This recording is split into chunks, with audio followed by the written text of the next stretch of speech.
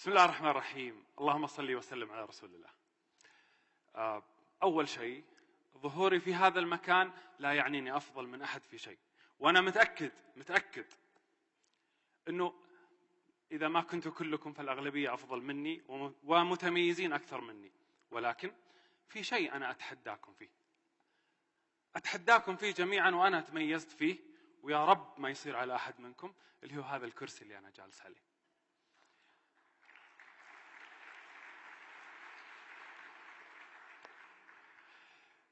أي شاب في الحياة، ويمكن فتاة، يتجاوز عمره 20 سنة يبدأ يفكر في أهم 3 أشياء في حياته. ستاندر معروف عند الناس. وش يبي؟ يبي وظيفة كويسة، بعدين يشتري سيارة كويسة، بعدين يخطب البنت اللي يبيها، بعدين يبدأ يعيش حياته، صح ولا لا؟ بعدين البيت والبزنس وذا لما يتجاوز 40. يا جماعة أنا حققت هذه 3 أشياء. تخرجت من الثانوية العامة، ودخلت الكلية اللي أبغاها، وتخرجت ضابط في هذا الوطن. بعدين حققت أول أمنية لأي شاب يحلم فيها، أنه يحصل على وظيفة اللي يبيها. بعدين اشتريت السيارة اللي يبيها. بعدين رحت لأمي قلت لي: يما تعرفين فلانة؟ قالت: ايه. تكفين يما. وراحت أمي خطبت لي فلانة. وبعد ما كملت هذه الأشياء الجميلة اللي يتعب عليها أي واحد، وحان الوقت اللي أعيش في حياتي وأستمتع فيها، بعد آخر حدث من الأحداث هذه الجميلة اللي كملتها بفترة لا تتجاوز أسبوع واحد، كان تاريخ 14 فبراير 2006 الساعة 5:36 المغرب، صار علي حادث. صحيت منه بعد 6 أيام، وقاعدين يعطوني لستة المفقودات في حياتي. فقدت وظيفتي لأنه صار عندي إعاقة، فقدت سيارتي، فقدت خطيبتي، فقدت سعادتي، فقدت ابتسامتي، فقدت صحتي، فقدت طموحي، فقدت كل شيء. صرت إنسان ما يشبه الشخص اللي قبل الحادث إلا باسمه، فقط اسمي. مرت علي أسوأ مراحل الحياة النفسية، أسوأ مراحل الحياة النفسية. واللي عندهم علم أو خبرة في علم النفس يعرف إيش يعني مراحل البكاء ال4. المرحلة الأولى مرحلة البكاء بدموع وبصوت وبملامح، هذه اللي كلنا نبكيها، هذه بكيتها. تجاوزت إلى المرحلة اللي بعدها إني أبكي بصوت بس دموعي جفت. وصلت للمرحلة الثالثة إني أبكي بدون صوت وبدون دموع، بس ملامحي ملامح واحد يبكي. بعدين المرحلة الأخيرة اللي بعدها يروحون الناس ينتحرون، المرحلة اللي يبكي بدون صوت وبدون ملامح وبدون دموع. وهذه مرحلة متعبة، لأن الناس ما يدرون أنك تبكي، والناس يجون وش يقولون؟ ما فيك إلا العافية، بسم الله عليك.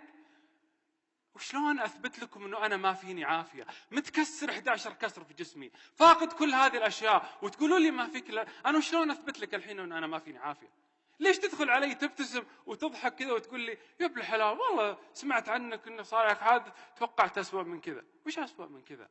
أنت وش تبي أموت عشان أوريك أثبت لك أني أنا تعبان؟ مريت يا جماعة في أسوأ مراحل ممكن يمر فيها الإنسان في حياته. الكثير حاول يغير فيني، الكثير حاول أن يساعدني، وشكرا جزيلا لهم قد ما سووا معي، لكن ما في أحد كان قادر أن يلمس الجانب اللي أنا أبيه. وفي يوم من الأيام دخل علي شخص اسمه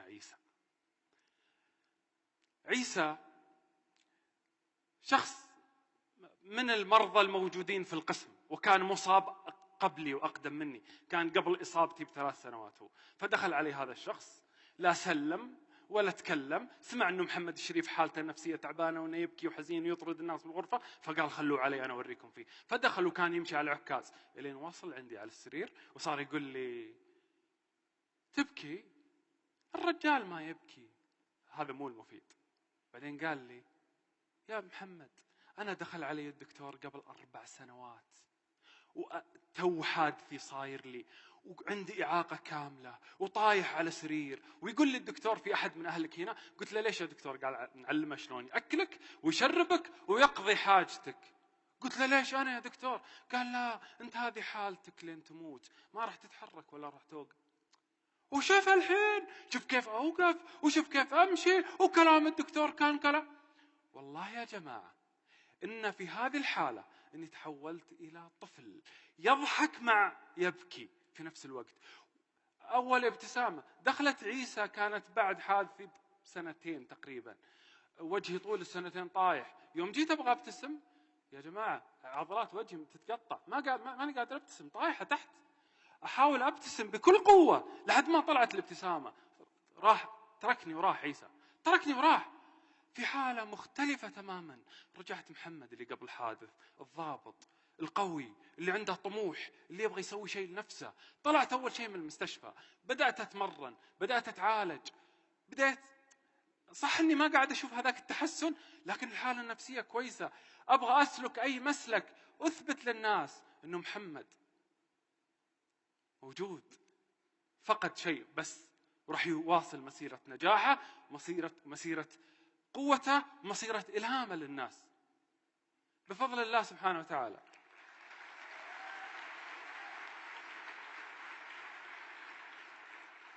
بفضل الله، واللي أجزم عليه أن الله حقق لي إنجازات لم تكن ممكن تصير لولا هذه الإصابة. في عام 2007 توظفت في مدينة سلطان للخدمات الإنسانية، وما هو أي موظف، المسمى الوظيفي حقي عيسى للمرضى اللي عندي.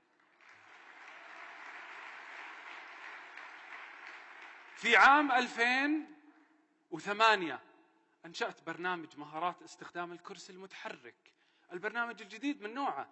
الكرسي صنعوه لنا الأجانب عشان يمشي في ممرات كويسة. طلعناه الدرج، نزلناه الدرج، طلعناه الجبل، رحنا طعسنا فيه، سوينا فيه كل شيء. صار الشخص اللي يجلس على كرسي متحرك يستخدمه زي ما يستخدم الشخص السليم رجلينه.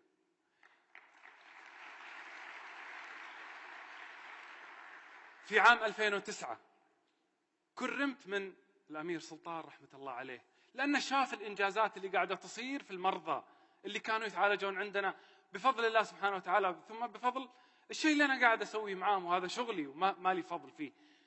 في عام 2010 حصلت على لقب أو على جائزة أفضل ممثل مسرحي خليجي في مشاركة أمثل فيها السعودية في قطر في إحدى المسرحيات.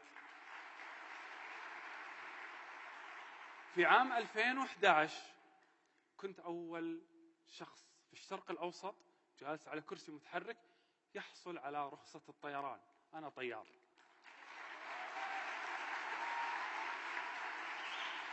في عام 2012 امتلكت دراجة نارية رحالة، صرت سافرت كل دول الخليج، وأحيانا بعض الرحلات لوحدي بالكرسي طبعا. في عام 2013 حصلت على اعتماد التدريب من البورد الكندي في كندا، وصرت مدرب دولي معتمد في الإلهام والتحفيز وتطوير الذات. في عام 2014 في أمريكا أنشأت في مستشفى مايو كلينيك في أمريكا برنامج لمهارات استخدام الكرسي المتحرك، ودربت أكثر من 100 شخص أمريكي جالس على كرسي متحرك.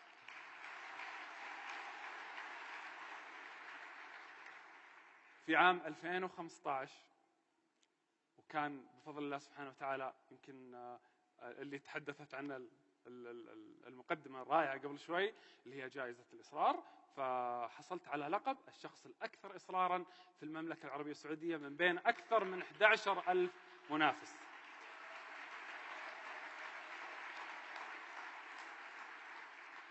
وفي عام 2016 طبعا الآن بدأت أعمل في المبادرة اللي أنا أجمع فيها كل الأشخاص اللي عندهم معاناة في حياتهم، فبدال ما يكون عندنا عيسى واحد يكون عندنا 1000 عيسى يلهم الناس.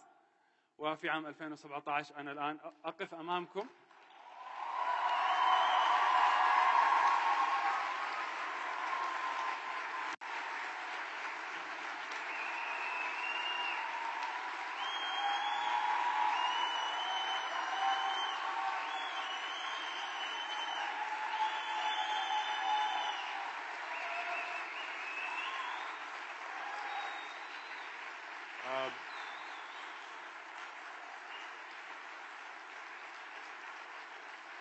بفضل الله سبحانه وتعالى تحسنت كثير، مواصل علاجي وتماريني إلى الآن.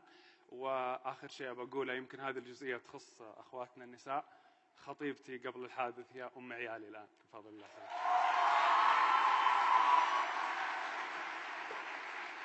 شكرا.